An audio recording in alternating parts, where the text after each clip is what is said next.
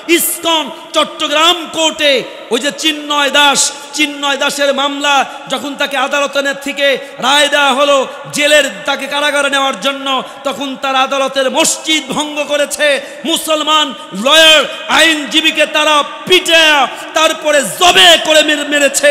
ওই ইসকনের সাহস কোত্থেকে হয়? ইসকন মুসলমানের দেশে, 90% মুসলমানের দেশে মুসলমান আইনজীবীকে পিটায় হত্যা করে। মুসলমানের জন্য এর থেকে বড় লাঞ্ছনা হতে পারে না। গোটা এই পৃথিবীটা কার? চিৎকার দিয়ে বলতে হবে কার? জমিন কার? এই আকাশ কার? এই আকাশের নিচে জমিনের উপরে কোরআনের রাজত্ব কায়েম হবেই হবে, বলেন ইনশাআল্লাহ। কোরআন দিয়ে গোটা পৃথিবী চলবেই চলবে, বলেন ইনশাআল্লাহ। আমাদের লাল সবুজের পতাকার বাংলাদেশ, এ বাংলাদেশে কোরআনের রাজত্ব কায়েম হবে হবে, বলেন ইনশাআল্লাহ। এই কথাটি আমার নয়, আমরা দেখব কিভাবে হবে, কেন হচ্ছে না, কারণটা কি, আমাদের ফলটা কি, সমাধানটা কি, কোরআন থেকে একটু একটু দেখব আমরা। এই কথাটা আমার না, কথাটা কার? জোরে বলেন কার? আল্লাহর থেকে সত্যবাদী কথা কেউ আছে? ওমান আসদাকু মিনাল্লাহি কিলা, আল্লাহর থেকে সত্যবাদী কথা কারো হতে পারে? সেই আল্লাহ বলছেন কোরআন কারীমের 9 নম্বর পারা 7 নম্বর সূরা আরাফ 128 নম্বর আয়া, আল্লাহ বলেন ইন্নাল আরদা লিল্লাহ। জোরে বলেন আল্লাহু আকবার। আল্লাহ বলেন ইন্নাল আরদা লিল্লাহ ইউরিসুহা মান ইয়াশাউ মিন ইবাদি। আল্লাহ বলে জমিন কার? জোরে বলেন কার? আল্লাহ বলে জমিন আল্লাহর, আমার। ইউরিসুহা মান ইয়াশাউ মিন ইবাদি, আল্লাহ তাআলা তার বান্দাদের থেকে যারে মনে চায় তারে রাজত্ব দেয়। কিন্তু আল্লাহ বলে শেষ রাজত্ব পরিণতি কাদের? ওয়াল আখিবাতু লিল মুত্তাকিন, যারা আল্লাহকে ভয় করে, কোরআনকে মানে, কোরআনকে প্রতিষ্ঠা করে, কোরআনকে দেশে কায়েম করতে চায়, শেষ রাজত্ব কেবল তাদের হবে। সুবহানাল্লাহ। তাহলে বলুন, কোরআনের রাজত্ব হবে শেষ রাজত্ব, এ কথাটি কার? কোরআন দিয়ে দেশ পরিচালিত হবে, কথাটি কার? কোরআন দিয়ে জমিন আকাশ পরিচালিত হবে, কথাটি কার? আরো খোলেন কোরআন কারীমের 17 নম্বর পারা 21 নম্বর সূরা আম্বিয়া 105 নম্বর আয়া, আল্লাহ বলছেন ওয়ালাকাদ কাতাবনা ফিজ জাবুরি মিন বাদিয যিকরি, আমি জিকিরের পরে, উপদেশের পরে, আমি সমস্ত কিতাবের জাবুরের ভিতরে, এই আয়াতের ব্যাখ্যায় মুফাসসিরিন ইকরাম বলেন সমস্ত কিতাবের ভিতরে আল্লাহ তাআলা লিখে দিলেন এই পৃথিবীর রাজত্ব করবে কারা? বলে যারা আল্লাহর প্রিয় বান্দা, নেককার বান্দা তারা। মানে এই পৃথিবীর রাজত্ব করবে তারা যারা ইমানদার, যারা কি বলেন, জোরে বলেন, যারা কোরআন দিয়ে সংবিধান করতে চায়, যাদের রাজত্ব একমাত্র যাদের হৃদয়ে আল্লাহর ভয় আছে, যারা কোরআনের আন্দোলন করে, কোরআনের পক্ষে কথা বলে, আল্লাহ তাদেরকেই রাজত্ব দিবে, বলেন ইনশাআল্লাহ। দিবেই দিবে, কথাটি কার? কিন্তু হ্যাঁ, মাঝখানে বাধা আসবে না তা নয়, মাঝখানে বাধা আসবে, মাঝখানে বিপত্তি আসবে, ঝড় আসবে, তুফান আসবে, সাইক্লোন আসবে। আল্লাহ তাআলা জানের বদলা নেবেন, আল্লাহ তাআলা যুগে যুগে নিয়েছেন এবং কাফেররা ষড়যন্ত্র করবে, ইতিপূর্বেও করেছে, এখনো করছে, ভবিষ্যতেও করবে, এ কথাটিও আল্লাহ তাআলা বলে দিয়েছেন। কোরআন খুলুন 28 নম্বর পারা 61 নম্বর সূরা আস-সাফ 8 নম্বর 9 নম্বর আয়া, আল্লাহ তাআলা বলছেন ইউরিদুনা লিয়ুতফিউ নূরাল্লাহি বিআফওয়াহিহিম ওয়াল্লাহু মুতিম্মু নূরিহি ওয়ালাউ কারিহাল কাফিরুন।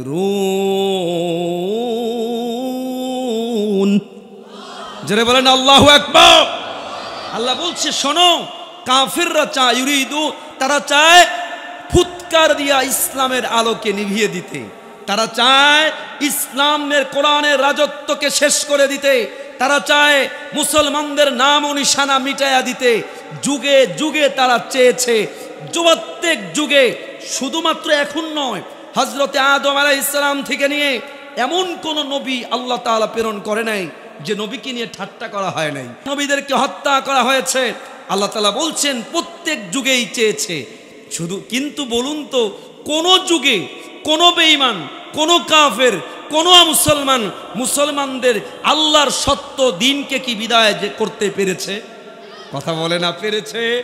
পারে নাই।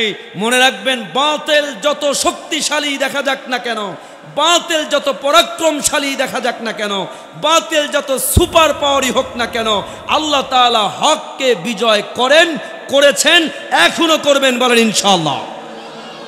নমরুদ গোটা বিশ্বের প্রধানমন্ত্রী, বর্তমান দেশের মতো নয়, গোটা বিশ্বের প্রধানমন্ত্রী নমরুদ। ওই নমরুদ হযরত ইব্রাহিম আলাইহিস সালাম আসলেন হক নিয়ে। ইব্রাহিম আলাইহিস সালাতু ওয়াস সালাম যখন হকের কথা বললেন, কালিমার কথা বললেন, লা ইলাহা ইল্লাল্লাহর কথা বললেন, আল্লাহর ইলাহিয়াতের কথা বললেন, তখন নমরুদের প্রভুত্বের ভিতরে আঘাত লাগলো। তখন নমরুদ তার সর্বস্ব শক্তি দিয়ে নিরস্ত্র ইব্রাহিমকে আগুনে ফেললো, পারলো না, নির্যাতন করলো, মিটাতে পারলো না। অবশেষে রব মালিক ন্যাংরা মশা দিয়া জুতা পিটা করে করে আল্লাহ নমরুদকে দুনিয়ার থেকে বিদায় করেছেন। কথা বলে না, ঠিক কিনা? আসলো ফেরাউন আসলো, মূসা আলাইহিস সালাম নিরস্ত্র, অস্ত্র নাই, বনি ইসরাইলদেরকে কেটেছে, হত্যা করেছে, মেরেছে, তারপরেও বনি ইসরাইলদেরকে ধাওয়া করেছে। এরপরে নদীর ভিতরে, সাগরের ভিতরে আল্লাহ ফেরাউনকে চুবায়া তাকে পরাজিত করেছে। শুধু পরাজিত করে নাই, আল্লাহ বলেছে ফালইয়াউমা নুনাজ্জিকা বিবাদানিক লিতাকুনা লিমান খালফাকা আয়া। ফেরাউন, তুমি বরাদ্দ করেছিলেন, অহংকার দেখিয়েছিলেন, তুমি আমার আল্লাহর হুকুমকে মানো নাই, দ্বীনকে মানো নাই, তুমি মূসাকে হত্যা করতে চেয়েছো, বনি ইসরাইলদেরকে হত্যা করতে চেয়েছো, কিন্তু আমি আল্লাহ তোমাকে নদীর সাগরের ভিতরে চুবায়া তো শুধু মারলাম না, কিয়ামত পর্যন্ত তোমার লাশটাকে অক্ষত রেখে দিলাম। আদো মিশরের পিরামিডে আপনারা জানেন ফেরাউনের লাশ আছে না নাই? বলেন আছে না নাই? কেন লাশ রেখেছেন? এটা আমরা কোনো বোঝার চেষ্টা করি না। আল্লাহ তাআলা ওই লাশটাকে রেখেছেন এমনি নয়, ওই লাশটাকে নিদর্শন বানিয়েছেন। যারা আল্লাহর বিপক্ষে যাবে, কোরআনের বিপক্ষে যাবে, হকের বিপক্ষে যাবে, ইসলামের বিপক্ষে যাবে, আল্লাহ যুগে যুগে তাদেরকে লাঞ্ছিত করবেন। কথা বলে না, ঠিক কিনা? যুগে যুগে করবেন, এটা দেখিয়েছে, করে নাই। এবার কোরআন আসলো, আল্লাহু আকবার, আমার নবী আসলেন, আল্লাহ বলে দিলেন কোরআন কারীমের 28 নম্বর পারা 61 নম্বর সূরা আস-সাফ 9 নম্বর আয়াত। আল্লাহ বললেন হুয়াল্লাযী আরসালা রাসূলাহু বিল হাক্কি ওয়া দীনিল হুদা। আল্লাহ বলেন লিইউযহিরাহু আলাদ-দীনি কুল্লি। আল্লাহ বলেন আমি পাঠালাম হুয়াল্লাযী আরসালা রাসূলাহু, আমি রসুলকে প্রেরণ করলাম কি দিয়ে? বিল হুদা মানে কোরআন, ওয়া দীনিল হক ইসলাম, আমি ইসলাম দিয়ে, কোরআন দিয়ে নবীকে প্রেরণ করলাম। আমি বলে দিলাম ওই দিন মানে আমাদের ইসলাম, আমাদের কোরআন। আল্লাহ বলে লিউযহিরাহু আলাদ-দীনি কুল্লি, যত ধর্ম আছে গোটা পৃথিবীতে প্রায় 43,000-এর মতো ধর্ম আছে। কত ধর্ম? Doctor David B Barrett encyclopedia of ব্রিটানিকায় গোটা বিশ্বের ধর্মগুলো গবেষণা করে বলেছেন এ পৃথিবীতে প্রায় ধর্ম আছে মোর দ্যান 43,000 রিলিজিয়ান, প্রায় 43,000-এর বেশি। আল্লাহ এই আয়াতে স্পষ্ট বলে দিলেন 43,000 ধর্মে থাকতে পারে, আরও বেশি হতে পারে, মতাদর্শ থাকতে পারে। সব ধর্মের উপর, সব মতাদর্শের উপর বিজয় হবে একমাত্র ইসলাম। জোরে বলেন, বিজয় হবে কি? ইসলাম। আমার ভাইয়ারা, রাঙ্গুনিয়ার ভাইয়ারা, বীর চট্টলার মুসলমান ভাইয়ারা, হতাশ হবেন না। যত মেঘ যত কালোই হোক না কেন, মেঘের কালো ঘনা কেটে যায়, রাত যত অমাবস্যার অন্ধকারই হোক না কেন, সূর্য উদিত হলে সমস্ত অন্ধকার কেটে যায়।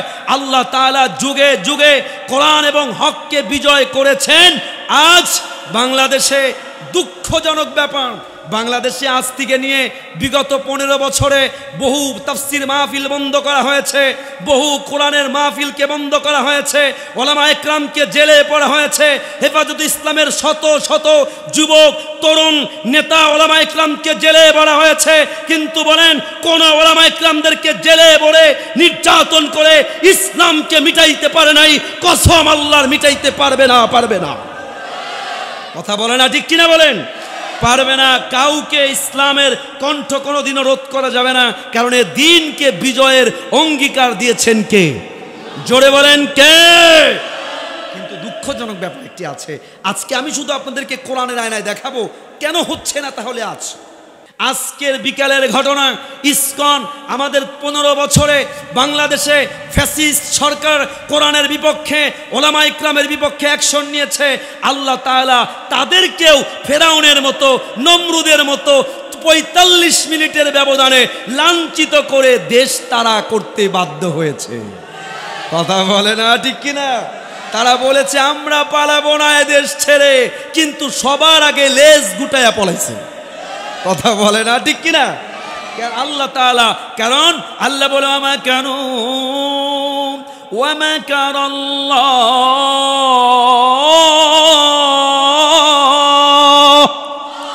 ওয়াল্লাহু খায়রুল মাকিরিন।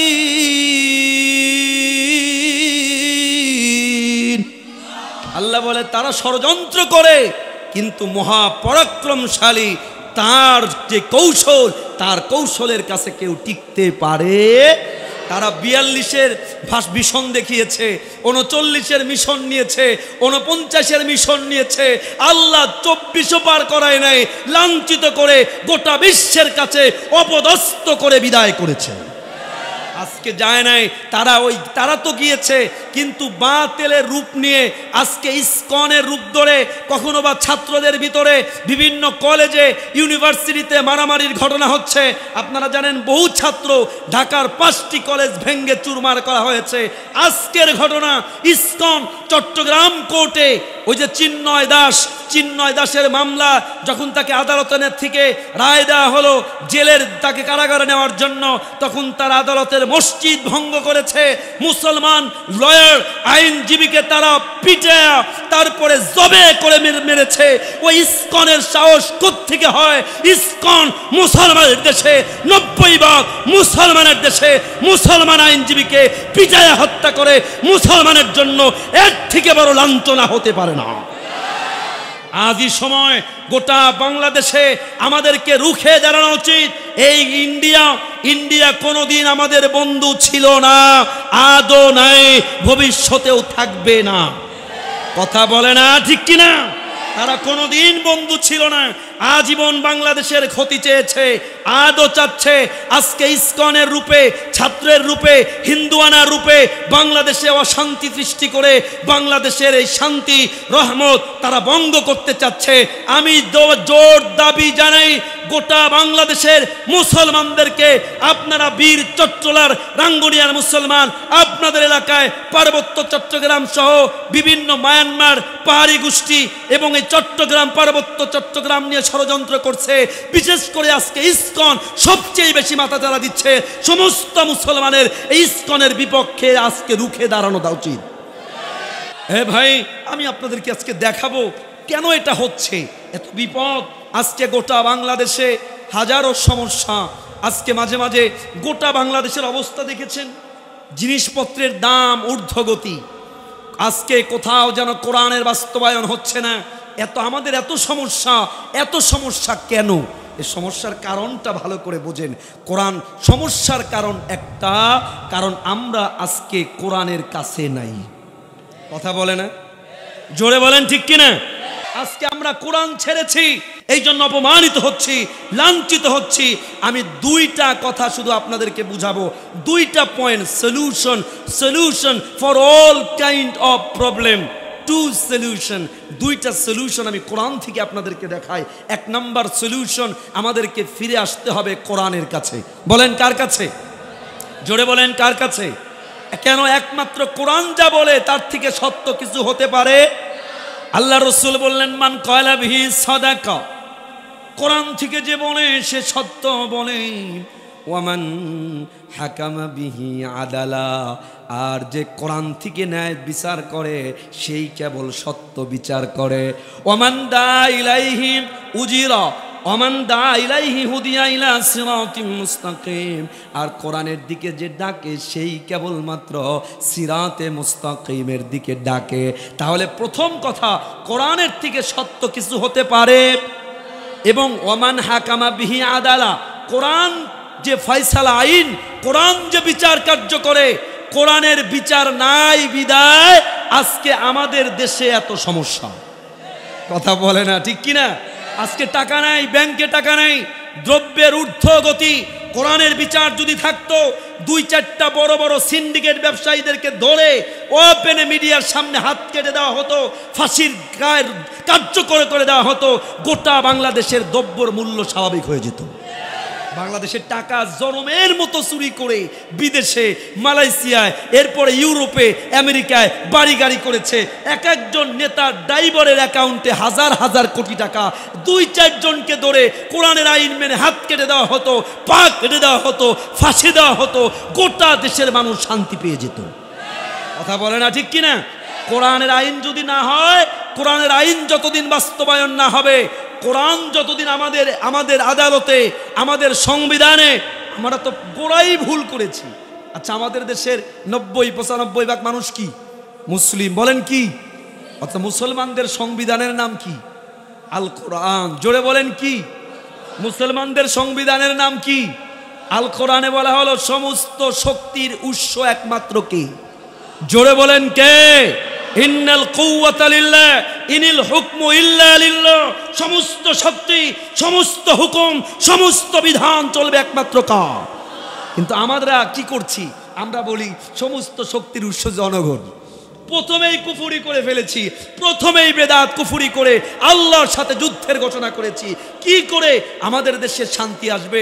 আল্লাহ নিজে বলে দিলেন। 6 নম্বর পারা খুলবেন, 5 নম্বর সূরা, সূরা মায়েদা 44-46 নম্বর আয়াত। কি বলে আল্লাহ? দেখেন, আল্লাহ বলে, ওয়ামান লাম ইয়াহকুম বিমা আনজালাল্লাহ ফাউলাইকা হুমুল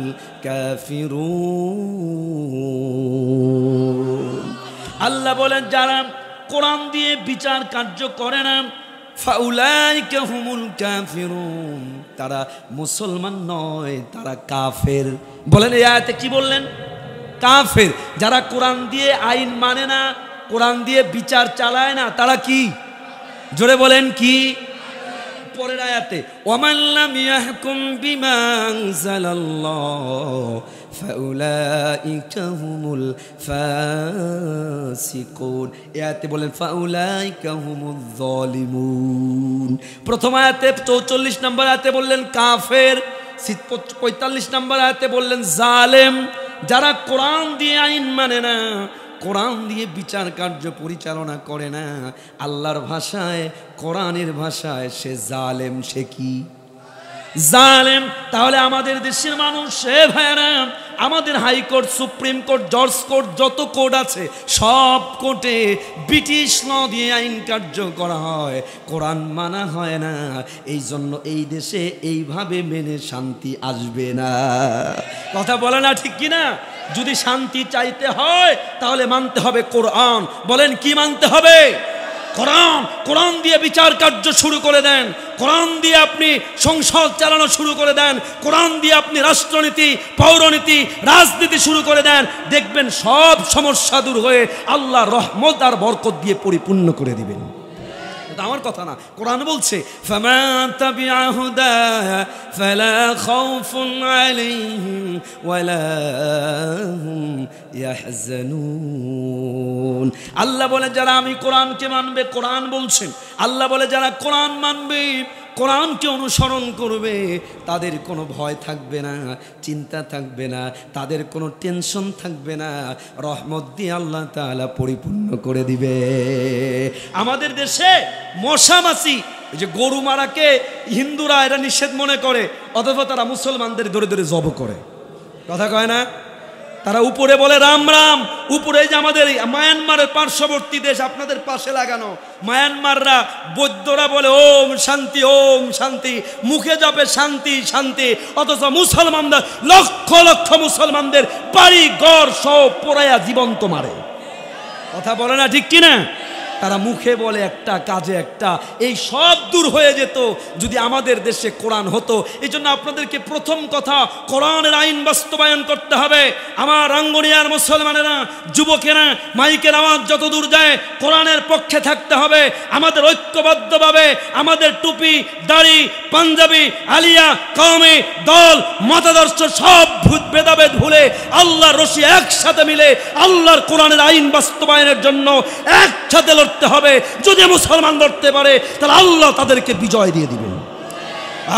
রাঙ্গুনিয়ার ভাইয়ারা, আল্লাহর কোরআনের জন্য আমি আজকে হাটাজারি আসলাম। আল্লাহ আমার ওস্তাদ, আমি হাটাজারির ছাত্র, আল্লামা শাহ আহমদ শফি রহমাতুল্লাহ আলাইহি, জুনাইদ বাবুনগরী রহমাতুল্লাহ আলাইহির কবর জিয়ারত করে আসলাম। আর চিন্তা করলাম আজকে যদি মর্দে মুজাহিদরা থাকতেন তাহলে চট্টগ্রামের বুকে মসজিদ ভাঙ্গার দুঃসাহস হয়তো তারা করতে পারতো না। এজন্য আজকে আবারও যুবকদেরকে, তরুণদেরকে কোরআনের পক্ষে, ইসলামের পক্ষে জীবন দেওয়ার জন্য তৈরি হতে হবে। রাজি আছেন মুসলমান? তাহলে 1 নাম্বার কোরআনের কাছে আসতে হবে। 2 নাম্বার আল্লাহ বললেন বিজয় চাও, বিজয় চাও।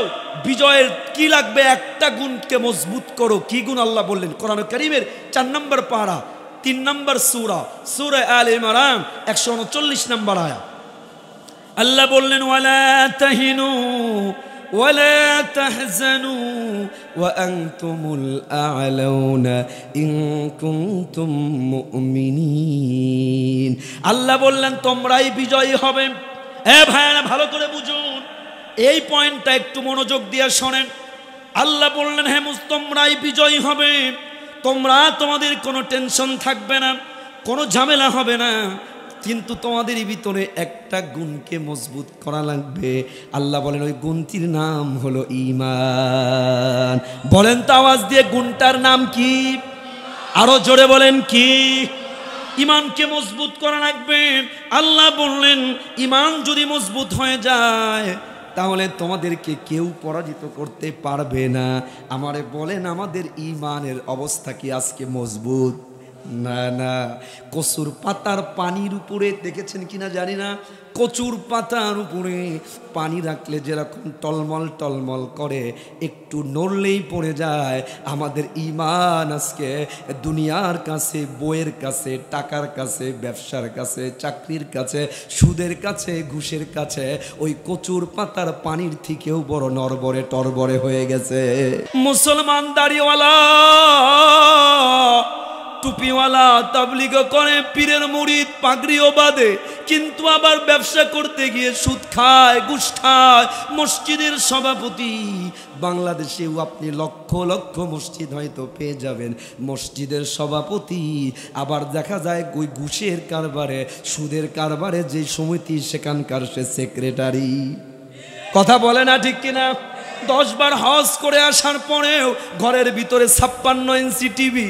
আর ভাইয়ারা, বউটা বেপরদায় চলে, সামান্য সুদের নেশা ছাড়তে পারে না, ঘুষের নেশা ছাড়তে পারে না, হারামের নেশা ছাড়তে পারে না। ভাইয়ারা, শুধু আপনি দেশের ক্ষতি করবেন, শুধু বলবেন দেশ ভালো না, লোক ভালো না, রাষ্ট্র ভালো না। না না না, আল্লাহ তাআলা কোরআনটা খোলেন, কোরআন কারীমটা খুলে নেন। আল্লাহ তাআলা সূরা রুমের 41 নম্বর আয়াতে আল্লাহ বললেন যহারাল ফাসাদু ফিল বাররি ওয়াল বাহর বিমা কাসাবাত আইদিন নাস। হে মানুষ, তোমাদের যত বিপদ, যত মুসিবত, জিনিসের দাম ঊর্ধ্বগতি, সব জায়গায় মারামারি, হানাহানি, ব্যাংকে টাকা নাই, রাজনৈতিক সমস্যা, পারিবারিক সমস্যা, আল্লাহ বলে যত সমস্যা, সব সমস্যা তোমাদের হাতের কামাই। কার হাতের কামাই? আমাদের হাতের কামাই। আমরা আল্লাহকে মানি না, কোরআনের পক্ষে কথা বলার লোক নাই। এত বড় কেরাম দেখবেন মাহফিলের ময়দানগুলো খালি। যাও মাহফিল শোনে, ফজরের নামাজ পড়ে না, হজ করে কিন্তু পর্দা মানে না, মেয়েটাকে কোরআন পড়ায় না, মেয়েটাকে ইসলাম মানায় না, বউটাকে পর্দায় রাখে না, ব্যবসা করতে গিয়ে হালাল হারামের বাস বিচার করে না। আমার ভাইয়েরা, নামে মুসলমান, গরু খাওয়া মুসলমান, কিন্তু আজকে আমাদের ভিতরে ঈমান বড় দুর্বল। কথা বলে না ভাই, ঈমান দুর্বল। আমাদের হাতের কামাই। আল্লাহরে মানি না, আল্লাহরে বাদ দিয়েছি, ইসলাম মানি না, আল্লাহকে পরোয়া করি না, তাকওয়া নেই, নামাজ নাই, সুদ আর ঘুষ দিদারছে খাই। তো এই জাতির উপরে যারা কোরআনের পক্ষে কথা বলতে ভয় পায়, যারা ইসলামের কথা বলতে ভয় পায়, যারা ইসলামের পক্ষে মিছিল করতে ভয় পায়, মিটিং করতে ভয় পায়, ওই জাতির উপরে স্বৈরাচারী হাসিনা সহ ইসকনকে চাপিয়ে দিবে, এটাই স্বাভাবিক। এই জন্য এর থেকে মুক্তি পেতে হলে মজবুত করতে হবে ঈমান। বলেন কি করতে হবে? আমরা তো সামান্য একটু খারাপ হলে, একটু সুদ, একটু টাকার ধাক্কা, একটু অর্থের ধাক্কা, যুবকরা মেয়ের ধাক্কা, ফেসবুকের ধাক্কা, প্রেমের ধাক্কা, সামান্য ধাক্কাও সয়ে ঈমানের উপরে টিকে থাকতে পারে না। কথা বলে না? ফেসবুকের ভিতরে ঢুকলে মেয়ের ছবি আসলে সবার আগে ওই মেয়ের ছবির দিকে লাইক দেয়, কয় না? আছে না নাই?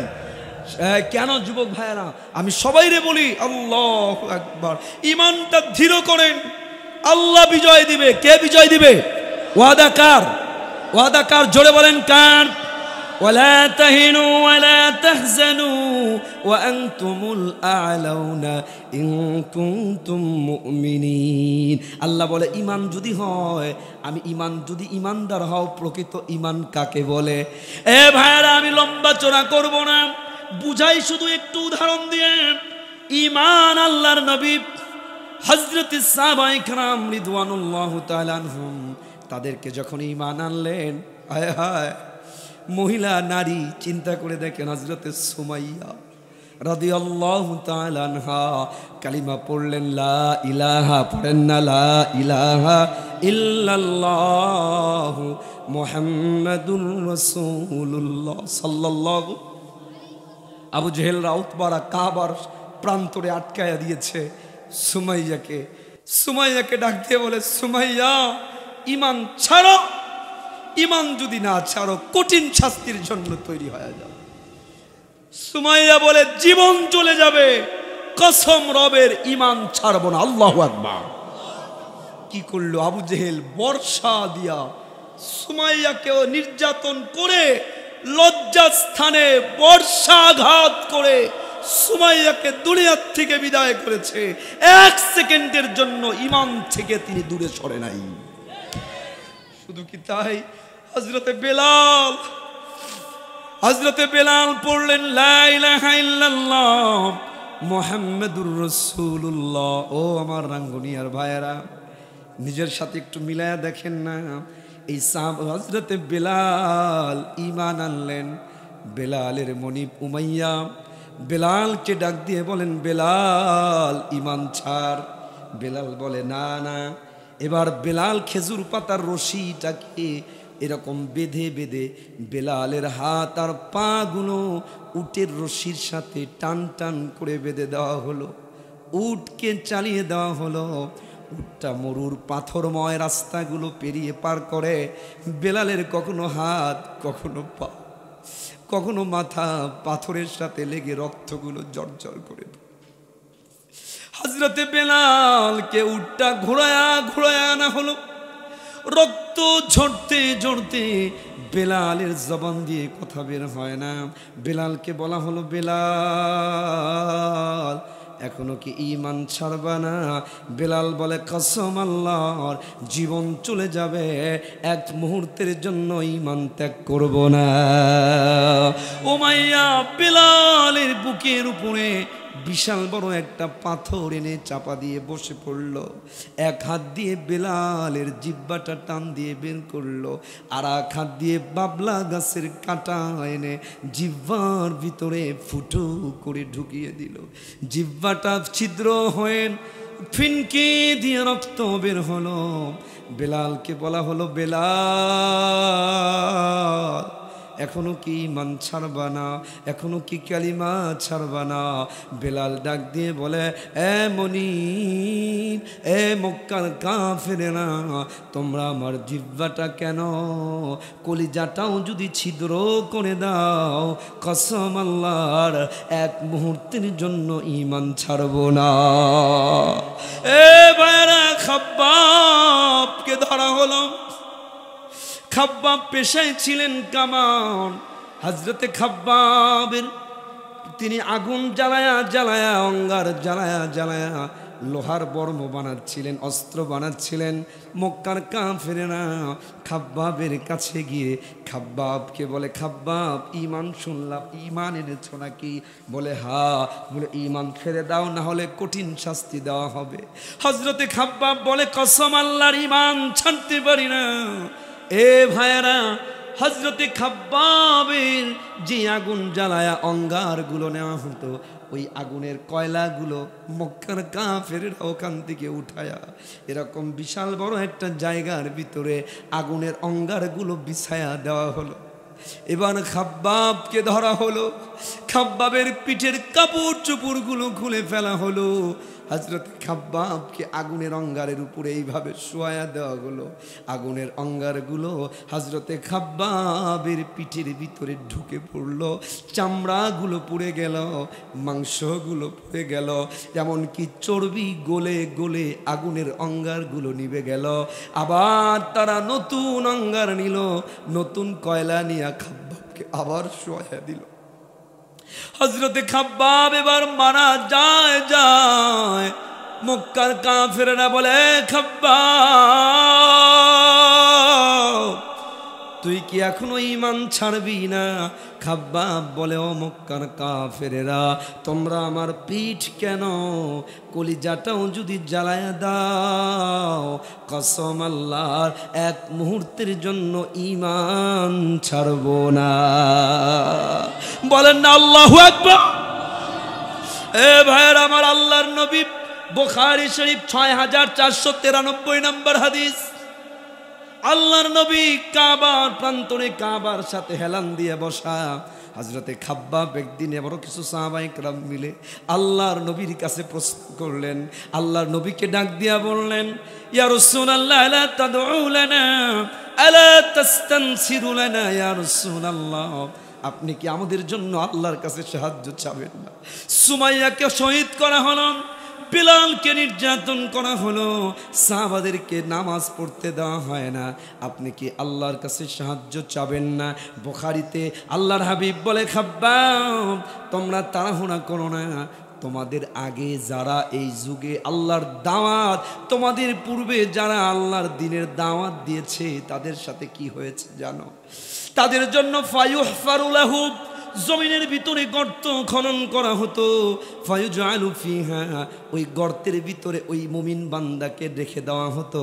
ফায়ুতা বিল মিনশার, করাত, গাছ কাটার করাত আনা হতো। ওই করাত দিয়ে ওই বান্দাকে, আল্লাহর মুমিন বান্দাকে দুটো টুকরা করা হতো। লোহার চিরুনি বর্মর আকারে বানায়া বানায়া শরীরের মাংসগুলোকে আশ্রানো হতো, শরীরের হাড্ডি মাংসগুলোকে আলাদা করা হতো। আল্লাহর হাবিব বলে, খাব্বাব, শুনে রাখো, ওয়ামা ইয়াসুদ্দুহু যালিকা দীনি, এত নির্যাতনের পরেও কোনো বান্দাকে, কোনো ঈমানদারকে এক মুহূর্তের জন্য ঈমান থেকে সরানো যায় না। এ ভাইরা আমার, ঈমান এত হালকা জিনিস না, নাড়া দিলেই নড়ে যাবে। আজকে আমরা নামে মুসলমান, দাড়িওয়ালা, টুপিওয়ালা, মুসলমানের ছেলে মুসলমান, নাম আব্দুল্লাহ, নাম আব্দুর রশিদ, কিন্তু আমাদের লেবাসে, আমাদের কথায়, আমাদের আচরণে, আমাদের ড্রেস আপে, আমাদের হেয়ার কাটিংয়ে, আমাদের চলনে, আমাদের বিবাহতে, আমাদের ব্যবসায়, আমাদের বাণিজ্যে আমাদের ইসলাম নাই, কোরআন নাই, ঈমান নাই। তো এই মুসলমানদের উপর বিপদ আসবে না তো কাদের উপর আসবে? আমারে বলেন, এই যে আপনাদের চট্টগ্রামে, আমাকে বলেন না কোথায় আপনাদের মতো, চট্টগ্রামের মতো এত ইসলাম প্রিয় এত ইসলামের প্রচার বাংলাদেশে কোথাও হয় নাই। এখান থেকে ইসলাম গোটা বাংলাদেশ, গোটা বাংলায় প্রচার হয়েছে। অথচ তাকায়া দেখেন আজকে ঘরে ঘরে, চট্টগ্রামের মতো দিনী এলাকাতেও ঘরে ঘরে টিভি ঢুকে পড়েছে। কথা বলে না? আছে না নাই? টিভি, শুধু টিভি না, ডিশ লাইন, ই বাংলা, জি বাংলা, স্টার জলসা, ওই ইন্ডিয়ার ভিতরে, ইন্ডিয়ায় বসে বসে পুজো দেয়, আর বাংলাদেশে মুসলমানের ঘরে পুজোর ধ্বনি উচ্চারিত হয়। কথা বলে না? ঠিক কিনা? আমাদের ফার্নিচার, বিবাহ কালচার চট্টগ্রামে সবচেয়ে কুসংস্কৃতির একটি। আমি লম্বা সময় চট্টগ্রামে পার করেছি, হাটাজারিতে দাওরা পড়েছি, তাফসির পড়েছি, চট্টগ্রাম বিশ্ববিদ্যালয়ে অনার্স করেছি, মাস্টার্স করেছি, এরপরে মালয়েশিয়াতে আমি এমফিল করেছি। এই জন্য চট্টগ্রামে কাটিয়েছি লম্বা সময়। সেই সুবাদে আমি জানি চট্টগ্রামের সবচেয়ে একটি খারাপ অভ্যাসের ভিতরে একটা অভ্যাস, আমাদের বিয়ের ভিতরে মুসলমান ইসলামকে বিদায় করে হিন্দু আনা কালচারকে আমরা ঢুকাইয়া দিয়েছি। বিয়ের ভিতরে 1 কিলোমিটার লাইটিং, মেয়ের পক্ষের বর পক্ষ 100 জন, 500 জন, ছেলের পক্ষের 500 জন। কোত্থেকে পেলেন আপনারা? একটা ছেলে বিদেশ করে বয়স হয়ে গেছে 35 বছর, এখনো বিয়ের নাম নিতে পারে না। কেন? বিয়ে করতে গেলে মোটা অঙ্কের দেন মোহর দিতে হবে, আবার 400 জন খাওয়াতে হবে। মেয়েদের বিয়ে হচ্ছে না, ফার্নিচার দেওয়া লাগবে, ছেলের পক্ষের 500 জন খাওয়াতে হবে, কমিউনিটি সেন্টার ভাড়া করতে হবে। এত ব্যবস্থাপনা, গায়ে হলুদ দেখানো, বিয়ে বৌবাদ, আরো কত হাবিজাবি আমরা কুসংস্কার স্থাপন করেছি। অথচ কে বলেছে আপনাকে? বলেন। আল্লাহ রসুল বলেন ওই বিয়ে বরকতি, যেই বিয়েটা সাদা মাটা হয়, যেই বিয়ে খরচ কম হয়, যেই বিয়েটা মসজিদে হয়, যেই বিয়েটার ভিতরে অতিরিক্ত খরচ অপব্যয় না করে ওটা দান করলে খুশি হয়ে যাবেন কে? জোরে বলেন কে? এজন্য সব জায়গায় একজন মুমিন, মনে রাখবেন, ইমানদার, সে সব জায়গায় সে তাকে ভয় করবে কাকে? জোরে বলেন কাকে? যে বলবে আমি আল্লাহকে মানি, সব জায়গায় আল্লাহকে ভয় করবে। যদি করতে পারেন, আল্লাহু আকবার। আমি আপনাদেরকে বলে যাচ্ছি, আমি কয়েকটি কথা আপনাদেরকে দিয়ে যাব বাসায় নেওয়ার জন্য। প্রথম কথা, আজকে গোটা বাংলাদেশের অশান্তি, অরাজকতা, সমস্ত অরাজকতা সব কিছুর সমূলে উৎপাটন করার জন্য প্রথমে বেসিক দুইটা সবার করতে হবে। প্রথম কাজ, আমাদেরকে কোরআনের কাছে আসতে হবে, কোরআন মানতে হবে, কোরআন সংবিধান নিতে হবে, কোরআন দিয়ে সব পরিচালনা করতে হবে। 2 নাম্বার, আল্লাহ বলেছেন সূরা 4 নম্বর পারা 3 নম্বর সূরা আলে ইমরান 139, ঈমানকে মজবুত করতে হবে। করবেন তো ইনশাআল্লাহ? ভাইরা, ঈমানের কালিমা কি আমাদের? লা ইলাহা, বলেন, ইল্লাল্লাহু মুহাম্মাদুর রাসূলুল্লাহ। জোরে বলেন সাল্লাল্লাহু আলাইহি ওয়াসাল্লাম। আচ্ছা আমাকে বলুন তো, আপনারা এই কালিমার ভিতরে অক্ষর আছে 24টা। কয়টা? বলেন কয়টা? 24টা। 24টা লেটার, 24টা লেটার আছে, বর্ণ আছে। গুনে দেখবেন, লা, লাম, আলিফ, হামজা, এভাবে গুনবেন, দেখবেন 24টা লেটার আছে। আমাদের হায়াতের জিন্দেগির প্রত্যেক দিনে ঘন্টা কয়টা? কয়টা? মুহাক্কিকিন ইকরাম বর্ণনা করেন, যে ব্যক্তি লা ইলাহা ইল্লাল্লাহ মুহাম্মাদুর রাসূলুল্লাহ পড়ে নেয়, সে এই কথার ঘোষণা করে দেয়, আমার জীবনের 24 ঘন্টা চলবে দুই ভাবে। লা ইলাহা ইল্লাল্লাহ, আল্লাহর বিধান মেনে। কিভাবে বিধান মানবো? যেইভাবে করেছে মুহাম্মাদুর রাসূলুল্লাহ। মানে আপনি যেই মাত্র পড়বেন লা ইলাহা ইল্লাল্লাহ মুহাম্মাদুর রাসূলুল্লাহ, আপনি আল্লাহর কাছে ঘোষণা করে দিলেন যে আমি আমার সাথে আল্লাহর সাথে কমিটমেন্ট করলাম, আজকের পর থেকে কোনো গুনাহ হবে না, আজকের পর থেকে সুদ হবে না, ঘুষ হবে না, আমি তা করব যা বলে আল্লাহ। কিভাবে করব? লা ইলাহা ইল্লাল্লাহ, যা করব আল্লাহর হুকুম মেনে করব। কিভাবে? মুহাম্মাদুর রাসূলুল্লাহ। লা, পুরো কালিমায় লা ইলাহা ইল্লাল্লাহ মুহাম্মাদুর রাসূলুল্লাহ, পুরো কালিমায় কোথাও নোক্তা নাই। কোনো নোক্তা আছে? নাই, নাই। কেন? মুহাক্কিকিন ইকরাম বলে আপনি যখন এই কথার স্বীকারোক্তি দেন, আপনার কিলোকাল বলতে কিছু চলবে না। আমি এমনটা করব না, এটা মানবো তো ওটা মানবো না, এটা করব তো ওটা করব না। একজন ইমানদার এই কথা বলতে পারে না। ইমানদার বলে, যা বলে আল্লাহ যা চায়, আমার চাওয়া তা, আমার নবী যা বলেছে আমার চাওয়া তা। এবার আপনি আমারে বলেন না, যে কয়জনই এখানে আসছেন 24 ঘন্টার কাজের ভিতরে যা করেন, যা বলেন, একটা একটা বারও কি ভাবেন যে এটা কি আল্লাহ বলেছে, তাহলে রসুল কিভাবে করেছে ওইভাবে করব। আমি হাঁটছি তো কিভাবে হাঁটবো, রসুল যেভাবে হাঁটেছে। আমি চলছি, ব্যবসা, চাকরি, রাজনীতি, অর্থনীতি, কোনটা করব যেটা আল্লাহ বলে, কিভাবে করব তো রসুল যেভাবে করেছে। কয়জন ভাবেন গোটা বাংলাদেশে, গোটা বিশ্বে কয়জন আজকে মুসলমান ভাবি আমরা? যদি নাই ভাবি তো আল্লাহ বিজয় কেমনে দিবে বলেন? আল্লাহ তাআলা আমাদেরকে বলছেন, তুমি যদি সফল হতে চাও তোমার কোনো টেনশন দরকার নাই। আমার কাজ একটা কাজ, আমরা আমাদের কথায়, আমাদের শয়নে স্বপনে আমরা বলি আমাদের রব কে? জোরে বলেন কে? আল্লাহ বললেন, ইন্নাল্লাযীনা ক্বালু রাব্বুনাল্লাহ, যারা বলে আমাদের রব আল্লাহ, সুম্মাস্তাকামু, এটা বলেই ক্ষান্ত হয় না, এটা বলার পরে এই কথার উপরে অটল থাকি। মানে বিপদ আসবে, ঝড় আসবে, আল্লাহ থেকে সর্বনাম, দিন থেকে সর্বনাম, নামাজ থেকে সর্বনাম, আল্লাহর পথ থেকে সর্বনাম। আল্লাহ বলে এটা যদি হয় লাভটা কি শোনেন। আল্লাহ বলে তোমার জীবনে কোনো ভয় নাই। আল্লাহ তখন তাতানাজ্জালু আলাইহিমুল মালাইকা, আপনি যখনই মুসিবতে পড়বেন, যখনই বিপদে পড়বেন, আল্লাহ আপনাকে বলে দিবেন আল্লাহ তাখাফু, ফেরেশতা নাজিল করে বলবে আল্লাহ তাখাফু ওয়ালা তাহজানু, তোমার কোনো টেনশন নাই, চিন্তা নাই। ওয়াবশিরু বিল জান্নাহ, আল্লাহর ফেরেশতারা এসে আপনার জান্নাতের সুসংবাদ দিয়ে দিবে। এই জান্নাতের সুসংবাদ, জান্নাতের সুসংবাদ আমরা চাই না? জোরে বলেন চাই না? মরার আগে এই জান্নাতের সুসংবাদ চাইতে হলে কাজ সিম্পল। আমার ডায়লগ একটা, কি ডায়লগ? আল্লাহ শিখায়া দিলেন, কুল ইন্না সালাতি ওয়া নুসুকি ওয়া মাহইয়ায়া ওয়া মামাতি লিল্লাহি রাব্বিল আলামিন। আল্লাহ বললেন, শিখায়া দিলেন আমাদের ডায়লগ হওয়া চাই, আমার জীবন, আমার মরণ, আমার অর্থনীতি, আমার রাজনীতি, আমার সমাজনীতি, আমার পৌরনীতি একমাত্র হবে কার জন্য? এ ভাইরা, আপনি যদি চিন্তা করবেন আপনার ঈমান আছে না নাই, আমি আপনাকে একটু টেস্ট করতে দেই। জ্বর আসলে থার্মোমিটার দিয়ে মাপলে বোঝা যায় জ্বরের পরিমাণ কতটুকু। ডায়াবেটিসের মেশিন দিয়ে মাপা যায় ডায়াবেটিসের পরিমাণ কতটুকু। প্রেশার মাপার মেশিন দিয়ে মাপা যায় প্রেশার কতটুকু। আপনার আমার ঈমান কতটুকু মাপার মেশিনটাও নবী শিখাইয়া দিয়েছেন। ভাইরা আমার, আপনার ঈমান মাপার মেশিন এই যে মনে করেন আপনারা গভীর রাত্রিবেলায় শীত উপেক্ষা করে মাহফিলে বসে যারা আছেন, যারা বসে নাই, রাস্তায় হাঁটে কিংবা কম্বল মুড়ি দিয়ে বসে আছে, কসম আল্লাহর, তাদের থেকে আপনাদের ঈমান এই মুহূর্তে বেশি। ফজর নামাজে আজান হয়, মুয়াজ্জিন বলে হাইয়া আলাস সালাহ হাইয়া আলাল ফালাহ, মুয়াজ্জিন বলে আসসালাতু খায়রুম মিনান নাওম।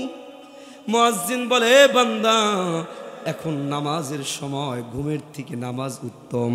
ওই মুহূর্তে যাদেরকে শয়তান কম্বল, বিছানা, স্ত্রী, সন্তান, যাদের মায়ায় নামাজ যাদের পড়তে যায় না, তাদের ঈমান ওই সময় জিরো, ঈমান মাইনাস।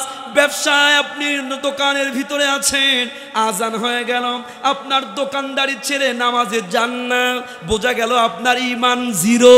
এ ভাই, ঈমান মাপার যন্ত্র, আপনি হালাল হারাম আপনার সামনে, আপনি সুদ চাইলেই খেতে পারেন, আপনি চাইলেই হারাম ইনকাম করতে পারেন, আপনি বড় বাড়ি বানাতে পারেন, বড় গাড়ি কিনতে পারেন, কিন্তু আপনি হারাম খান না আল্লাহর ভয়ে, জাহান্নামের ভয়ে, মানে আপনার ঈমান আছে। আপনি হারাম খেয়ে ফেললেন মানে আপনার ঈমান জিরো। আল্লাহর নবী শিখায়া গেলেন, যদি আপনার ঈমান আপনার থাকে তাহলে আপনি হারাম করতে খাইতে পারবেন না, হারাম কাজ করতে পারবেন না, জেনা করতে পারবেন না। জেনা মানে যুবক ভাইয়েরা, রাঙ্গুনিয়ার যুবক ভাইয়েরা, একটা নারী নারীর দিকে তাকাইলে জেনা হয়, চোখের জেনা। একটা নারীর দিকে তাকাইলে চোখের জেনা হয়, কিন্তু আজকে ফেসবুকে, ইউটিউবে হাজার হাজার যুবকেরা লক্ষ লক্ষ নারীদের চেহারা, ছবি, ভিডিও, ব্লু ফিল্ম সহ দেখে, চোখের জেনা হয়, কোনো খবরও নাই। কথা বলে না, কোনো খবর নেই। যে কয়জন যুবকরা আছেন, যারা আছেন, আজকে আমেরিকার জার্নাল রিপোর্ট করছে হিরোইন, কোকেনের নেশার থেকে যুবকদের কাছে আজকে তাদের এই ফেসবুকের নেশা আরো ভয়াবহ হয়ে গেছে। ফেসবুক আর টিকটক আসছে, টিকটকের যুগে রাস্তায় নাই, বাড়িতে নাই, ঘাটে নাই, যেখানে পায় ওখানে টিকটক। টিকটক করতে করতে শহীদ হয়ে যাবে, তাও টিকটক ছাড়বে না। কথা বলে না, ঠিক কিনা? কিন্তু কেন? আমার যুবকদেরকে বলি, রাঙ্গুনিয়ার যুবক ভাইরা, তরুণ যারা আছেন, যুবকদের এই জায়গায় যারা যত মানুষ মাইকের আওয়াজ যাচ্ছে, আই রিকোয়েস্ট ইউ এ যুবক ভাইরা, if you want to be successful in your life, যদি জীবনে সফল হতে চান, যে কয়জন আছেন সবাইরে বলি, আমরা সফল হতে চাই না, চাই না? সবাই বলেন, সফল হতে চাই না, চাই না? আমাদের জীবনের সফলতার মানদণ্ড কোথায় আল্লাহ তাআলা শিখাইয়া দিয়েছেন। সফলতার প্রথম মানদণ্ড কদ আফলাহাল মুমিনুন, মুমিনরা সফল। ইমানের গুণ অর্জন করেন, ইমানের গুণের পরে নামাজ ছাড়বেন না কোনো অবস্থাতেই না। নামাজকে পূর্ণাঙ্গ করেন, আপনার ইমানটা মজবুত করে দিবে। গুনাহ ছেড়ে দেন। আল্লাহ রসুল বলে, দুটো জিনিসের গ্যারান্টি যদি কোনো যুবক দেয়, কোনো মানুষ দেয়, কোনো পুরুষ দেয়, কোনো নারী দেয়, তাহলে আল্লাহ তার জান্নাতের গ্যারান্টি দিয়ে দিবেন। সুবহানাল্লাহ। কয়টা জিনিসের গ্যারান্টি? দুইটা। জোরে বলেন, কয়টা? দুইটা। এক নাম্বার, রসুল বলে মা বাইনাশ শাফাতাইন। এই দুইটা জিনিসের গ্যারান্টি আজকে আপনারা শিখে যাবেন, দিবেন। রাজি আছেন তো ইনশাআল্লাহ? আপনারা রসুলকে দেন, আল্লাহকে দেন। রসুল বললেন, যে ব্যক্তি মা ইয়াদমানুলি, দুটো জিনিসের যে গ্যারান্টি দিবে, কি? এক নাম্বার মা বাইনাশ শাফাতাইন, দুই ঠোঁটের মাঝখানের গ্যারান্টি। দুই ঠোঁটের মাঝখানের গ্যারান্টি মানে সুদ খাবেন না, ঘুষ খাবেন না, হারাম খাবেন না, মিথ্যা বলবেন না। কথায় কথায় আজকে মুসলমান মিথ্যা বলে। মিথ্যা বলবেন না, আপনার এই জবান দিয়ে গীবত করবেন না। ভাইরা, আজকে মুসলমান যে মিথ্যা বলা যে কবিরা গুনাহ, একটা কবিরা গুনাহ জাহান্নামের জন্য এনাফ। মুসলমানের খবরও নাই। রাতের বেলা নিজের পাওনাদার ফোন দেয়, ছেলেকে ফোনটা দিয়ে বলে, বলো তোমার বাবা ঘরে নাই। তো ছেলে ফোন ধরে আমার বাবা বলেছে বাবা ঘরে নাই। এই যে ছেলেকে নিজেও মিথ্যা বললো, ছেলেকেও মিথ্যা শিখালো। 20টা 100টা কথা বললে আমরা 98টা মিথ্যা বলি। কিছু সত্য বললেও সত্য মিথ্যাকে বানিয়ে বলি, অথচ মিথ্যা বলা হারাম, কবিরা গুনাহ। জবানের গ্যারান্টি দেন, মিথ্যা বলবেন না। হে ভাই, আপনার প্রত্যেকটা ওয়ার্ড আল্লাহু আকবার বলেন না, আল্লাহু আকবার। এই যে আপনি কথা বলতে পারি, এটা কত বড় নিয়ামত জানেন? বিজ্ঞান আজকে বলছে প্রায় 27টি জায়গায়, আমাদের ভিতর থেকে 27টি জায়গায় ফাংশন হয়ে আল্লাহর ফেরেশতা আল্লাহর কাছ থেকে পারমিশন নিয়ে এক একটা শব্দ আমাদের জবান থেকে বের করেন। এই কথা এত বড় নিয়ামত, যারা বলতে পারে না তারা বোঝে, নিজেদেরকে এক্সপ্রেস করতে পারে না। এত বড় নিয়ামতে কথা বলা, এই কথাগুলো বেফায়েশা বলেন, যা তা বলেন, মিথ্যা বলেন, গালিগালাজ করে মুসলমান কথায় কথায়, আছে না নাই? কথা বলেন, আছে না নাই? অথচ আপনার এই কথার হিসাব নেওয়া হবে না, হবে না? আল্লাহ বলে, মা ইয়ালফিযু মিন কাউলিন ইল্লা লাদাইহি রাকীবুন আতীদ। আল্লাহ বলে, মা ইয়ালফিযু মিন কওল, আপনি যা উচ্চারণ করেন জবান দিয়ে, জন্ম থেকে নিয়ে মৃত্যু পর্যন্ত আপনার জবান দিয়ে যা উচ্চারিত হয়, আল্লাহ বলে সব কথাগুলো সংরক্ষণ করা হয়, সব কথাগুলো হেফাজত করা হয়। আল্লাহর দরবারে কথাগুলো মেমোরি কার্ডে সেভ থাকে। এ আমার রাঙ্গুনিয়ার ভাইয়েরা, এই যে আমাদের গলার ভিতরে একটা মেমোরি কার্ড আছে, আল্লাহ বলে ওয়া কুল্লা ইনসান আলজামনাহু তায়রাহু ফি উনুকি ওয়া নুখরিজু লাহু লাহু, আমি আল্লাহ বলে আমি তোমাদের গলার ভিতরে মেমোরি কার্ড লাগাইয়া দিলাম। আমি ওই মেমোরি কার্ডটাকে কাল হাসরের ময়দানে হার্ড কপি বের করবে, বের করে বলবে ইকরা কিতাবাক, আজকে মেমোরি কার্ড দিয়ে দিলাম। রাতের অন্ধকারে কি দেখেছো, কি করেছো, ফোনের ভিতরে ঢুকে কোন নারীর সাথে, কোন গার্লফ্রেন্ডের সাথে, কার সাথে পরকীয়ায় লিপ্ত হয়েছো, কার সাথে গল্প করেছো, সব মেমোরি কার্ডে পাই পাই করে উল্লেখ থাকবে।